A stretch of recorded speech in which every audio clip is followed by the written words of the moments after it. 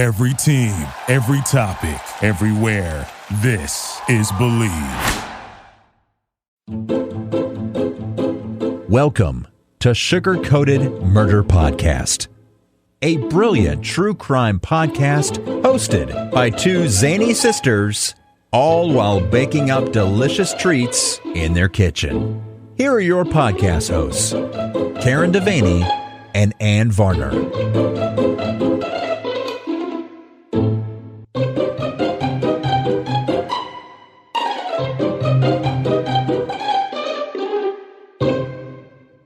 Here we are to save the day.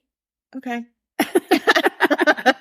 Or to just podcast. I kicked the stool. Oh, I thought somebody was knocking on my door. And It I was seemed scared. like it for a minute. I was scared. It was Michael Myers. There's a stool up under here. Mm-hmm. And my feet, they kick it sometimes because it's a little close. Yeah, and you have such long legs. I do. I have such long legs.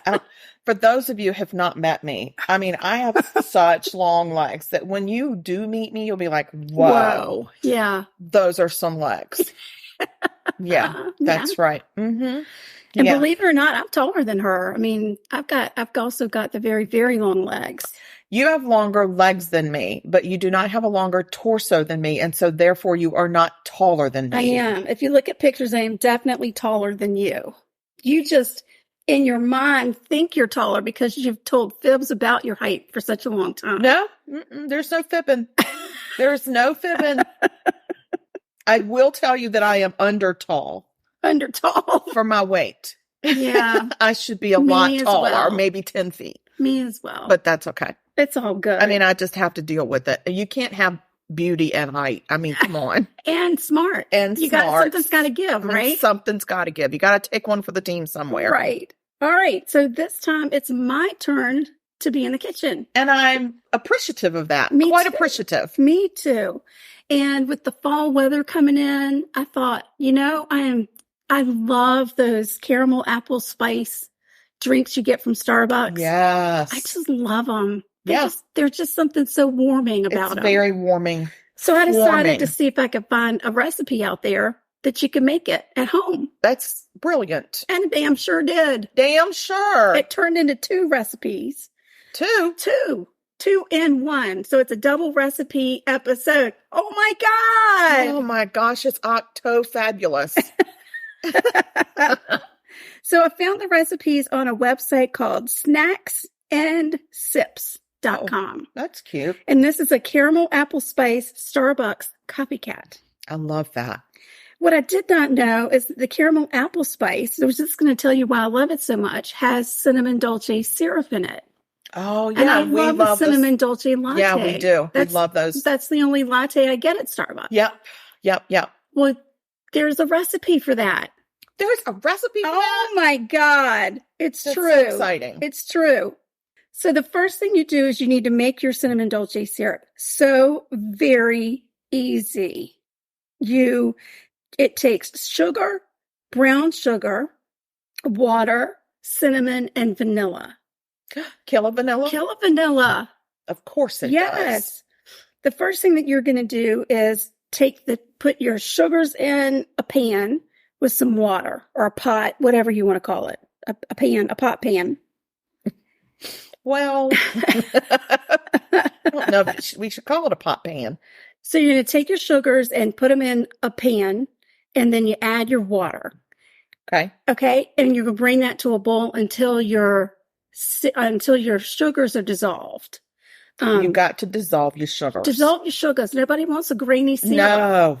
No. You're going to stir that constantly. Okay. And once those syrups are dissolved, you're going to add in, the sugars. Once those sugars are dissolved, you're going to add in a teaspoon of sugar.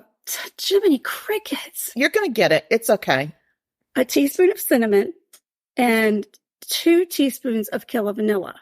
If it's not kilo vanilla, it won't work. Correct. And then you're going to heat that like to a slow boil for about 3 to 5 minutes.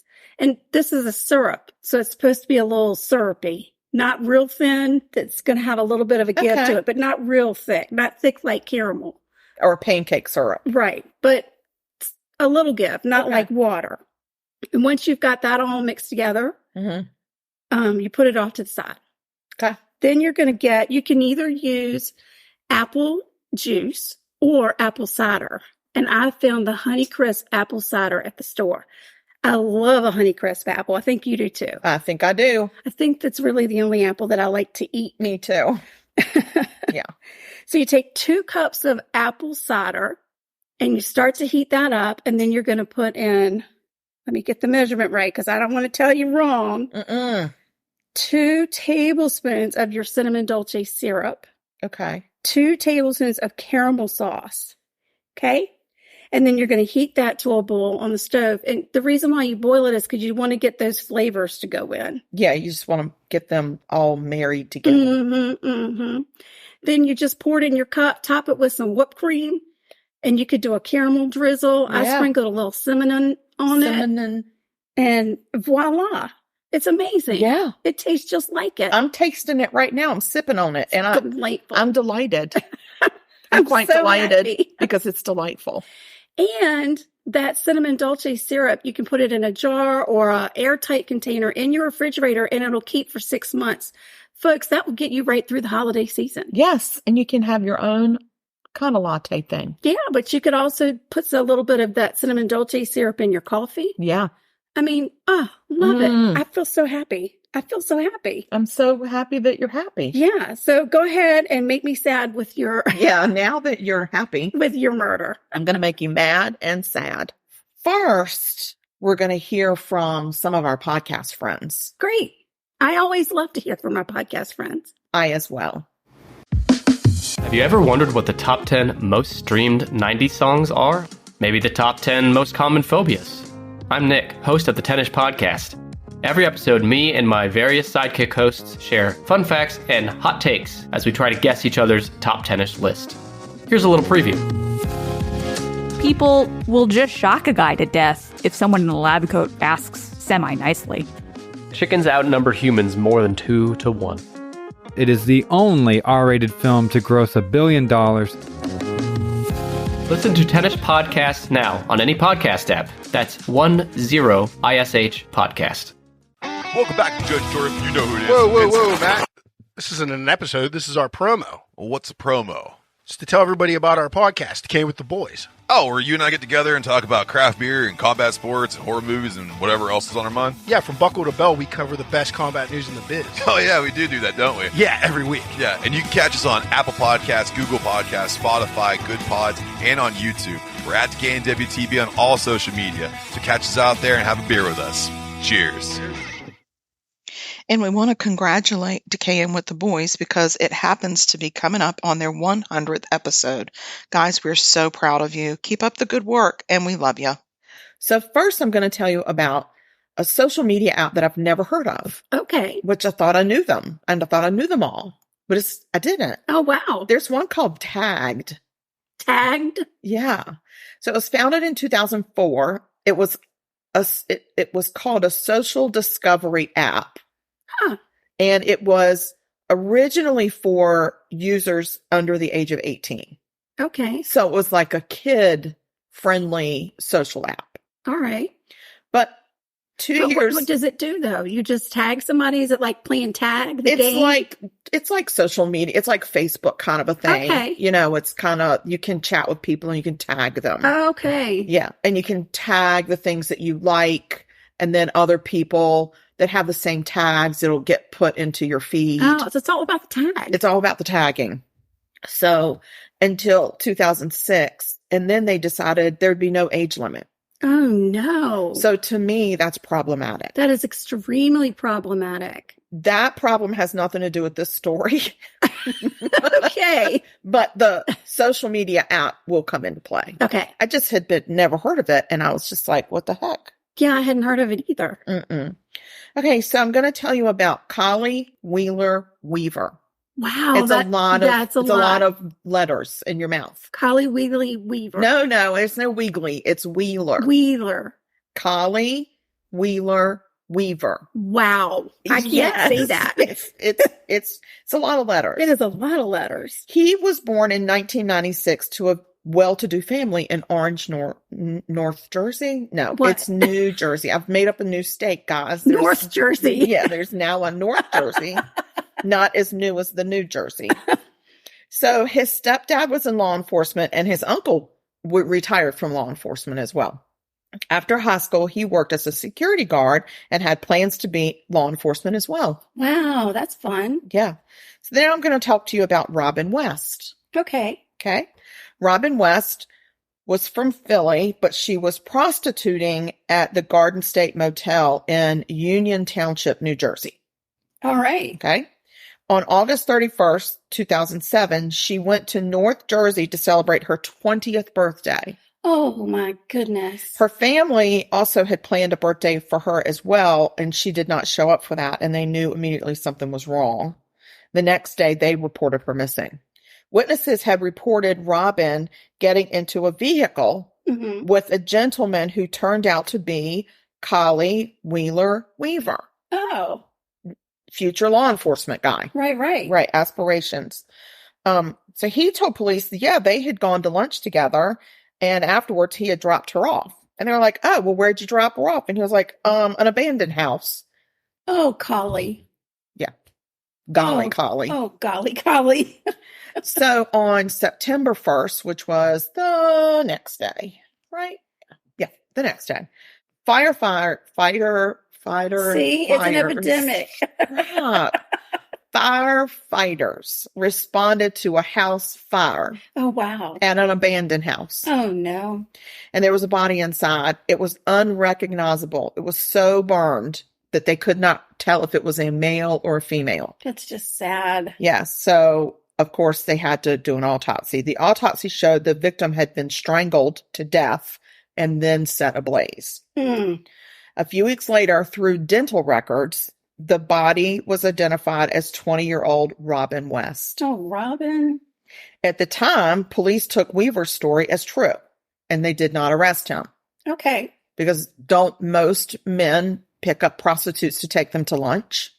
Especially future police officers. They really like taking the sex workers to lunch. They do. They really do. And then just dropping them off in an abandoned building. Makes sense. Because that's where she has to go. Of course. She's a sex worker. She loves abandoned buildings. Of course. Everybody does. Everybody. So, October 22nd, 33-year-old Joanne Brown suffered from mental illness issues. She was homeless. She often prostituted for survival. That day, she had spoken to a friend from a phone and told her that she was with a guy and she would see them later. And that phone was later tied back to our friend. Not Collie. Weaver. Yes. Dang it, Collie. Yes. You're not going to make it onto the force. This is going to be you got some explaining to do. So then on November 22nd, which is a month later, Sarah Butler, who was a 20-year-old college student and a lifeguard and a dancer in training, not a prostitute. Okay. She's no prostitute. She asks her mom to borrow the minivan and left her home in Montclair, New Jersey, saying she would be back in a couple hours. She was going to a recording studio to do some work there. Okay. And she never returned. She never came back. They never heard from her. She wasn't answering her phone. It was like she just disappeared off the earth. And they reported her missing and started frantically searching for her. 3 days later, the missing minivan was found in Orange, New Jersey, which was about 7 miles away from where she had gone from. Like she had left in Montclair. Okay. So as they looked for Sarah, one of her sisters was able to break into Sarah's social media account. And they knew that she used this app called Tagged. Oh, right. They were able to see that the day she disappeared, she was communicating with somebody on the app whose name was Lil Yacht Rocky or Lil Rock Yacht or some. There's a rock and a yacht and a Lil. That's what I know. So She had agreed to meet up with him. Now, he had offered her $500 for sex, but she really didn't even take that seriously. Right. She was meeting up with him at this recording studio. Oh. So the last message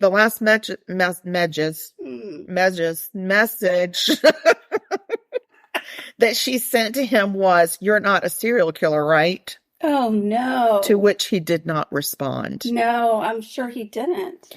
So. But I'm just going to say the first red flag is when you got somebody offering you money for sex. Maybe don't meet that guy. I don't know. Is this something that 20-year-olds do? Like, I'll pay you $500 for sex. I don't know. Well, I certainly hope not. I don't know. I know. And I'm not passing judgment. I just am not aware. Yeah. So on the 5th of December, Joanne Brown, remember the lady, the homeless lady? Yes. Her body was found inside of a vacant house by some contractors. There's something about these abandoned houses that we need to get a handle on. Agreed. And her body was a little decomposed. Yeah. She had duct tape over her mouth and her nose, and she had been strangled with the arm of her jacket, which was near her body, which I think is really rude. That is rude. Don't strangle with my own clothes. That's not okay. Yeah. So go back to Sarah. Okay. Sarah's sister went on to Tagged and made a fake account and waited. Oh my. Isn't she brave? She's very brave. Sure enough, someone reaches out to her with the handle Lil Rocky Yacht or Lil Rock Yacht. I don't know. Some yacht in a rock. I don't understand any of it, but it's okay. So, and she knew this was the guy. This was the last person that her sister had been in contact with. So they contact police. Oh, thank goodness. I know. I'm so glad. And so then the sister agrees to meet at a restaurant at a Panera, a couple days later with Lil Rock Yachty. Right. Lil Yachty Rocky Yacht. I don't know. I don't get it. This guy. So the police set up a sting all around the Panera. Okay. And then what do you know? Up drives Collie Wheeler Weaver, Mr. Alphabet Soup, who is arrested and questioned by police. Oh. Yes. And then on 12/1, Sarah's body was found in Eagle Rock Reservation in West Orange, New Jersey. Right. She had been covered up with debris and had been strangled with the leg of her own sweatpants. What? There was indication of sexual assault. Oh my gosh. Because she wasn't interested in having sex with the little Rocky yacht. Little Rocky Yacht. Gosh. Yes. So as the case is being investigated, police discover a 4th victim. No. This one survived. Thank goodness. So November 15th. So she was in between Sarah and Joanne, if I'm not mistaken. Tiffany Taylor, she was homeless and several months pregnant. She was desperate. She agreed to meet Collie Wheeler Weaver for sex because she was so desperate for money. This is not something she wanted to do. She said that when he picked her up, he was wearing a half ski mask. A half ski mask. But she said it was cold and she needed the money.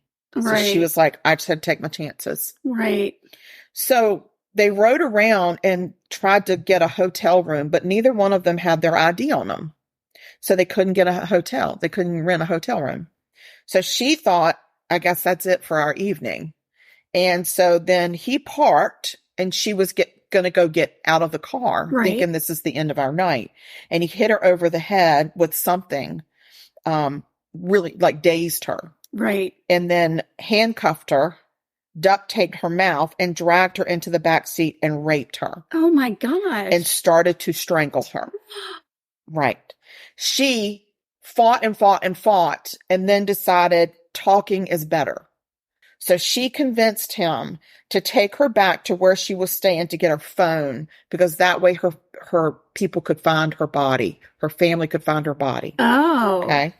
Somehow he agreed to do this. Wow. And So when he pulled up to where she was staying, she escaped his car. She had actually pulled her hand through a handcuff. Like, that is desperate. That is desperate. And she escaped and grabbed her phone, and wherever she was able to shut and lock the door and lock him out and call police. Oh, wow. So she called police, and police come and take a statement, and they do not believe her. What? Mm-mm. She's a sex worker. She's homeless. Oh my gosh. We don't believe her. We don't see any problems here. Right. Wow. But they did, arrest him eventually because of the Sarah Butler thing. And it makes me wonder, was he he was questioned in one sex worker case, and then they believed him, and so they let him go. Right. He was identified in this case with a sex worker. They didn't believe her, and so they didn't go after him. She was able to identify him. Wow. And could show them on her phone the message. Right. And they didn't care. Wow. It wasn't until Sarah Butler went missing and her family intervened. The girl who was not the sex worker. And she was not a sex worker. That is infuriating. Infuriating. It's just really horrendous, and shame on this police department. Yes. Shame on them. And I hope between 2007 and now they've gotten their act together. I hope so too. Because we don't do that anymore. No. Everybody's life counts. We don't care what they do for a living. That's right. And we understand that sex worker is never on a 3-year-old's what am I going to be when I grow up list. It's desperation. It is desperation. So at trial, this Tiffany goes and was able to identify him. That's very in brave. court. She was very brave. She faced down her attacker. She was scared senseless. I'm sure. And cried and everything. And of course, he said the whole time, it wasn't me. I'm being set up by the police. And I'm like, dude, you were given 2 free passes by the police. Right. So he ends up being convicted of 11 different charges. Wow. Of attempted murder, sexual assault, desecration of a body. Right. Mm-hmm, good. All of them. Put all of them in one big pot of soup. And that's what we did. And I love it because this judge was not playing. Good. He gave him 160 years. Nice. He didn't say life. Just 160. He said 160 years. And because of some rule on the books in New Jersey, this dude will not be eligible for parole until he has served 145 years. Oh, I love that. Way to go, New Jersey. I know. So at least the state of New Jersey got this right. Right. Because they really did give him a sentence that made sense. Yeah. And he's a monster. And I don't think he's going to be joining that law enforcement little club with his family. The force is not with you. No. Collie. The force is not with you. Collie. What a jerk. So, yeah. But sex workers, their lives matter too. And we need to get it together as a country. Yes. And there's understand. So many unsolved cases of sex workers who've disappeared. And never even got investigated. Right, Their families have been searching. Yes. Yeah.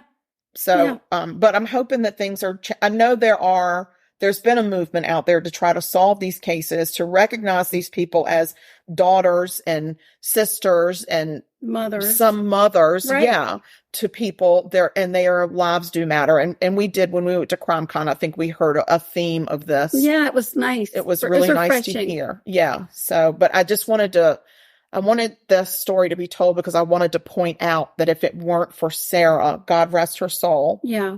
If it weren't for her, these cases may never have been solved, and he could still be doing this. Yeah, and clearly a serial killer. Clearly. And he was young when he was doing this. Right. Like, he was born in 96.